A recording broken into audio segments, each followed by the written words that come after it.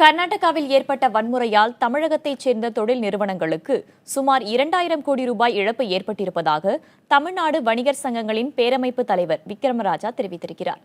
இது உத்தேசமான மதிப்பீடுதான் என்று கூறியிருக்கும் அவர், நேரில் சென்று ஆய்வு செய்த பின்னரே தமிழகத்தைச் சேர்ந்த வணிக நிறுவனங்கள் மற்றும் வாகனங்களுக்கு ஏற்பட்ட முழுமையான இழப்பு பற்றி தெரியவரும் என்றும் கூறியுள்ளார்.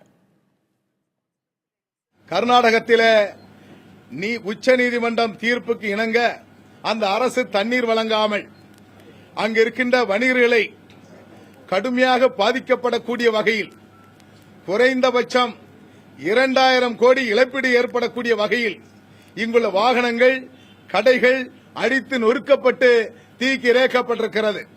இதற்கு தமிழ்நாடு வணிகர்களுடைய பேரமைப்பு இங்கு இருக்கின்ற அனைத்து அமைப்புகளையும் இணைந்து எங்களுடைய வன்மையான கண்டனத்தை தெரிவித்துக் கொள்கிறோம்.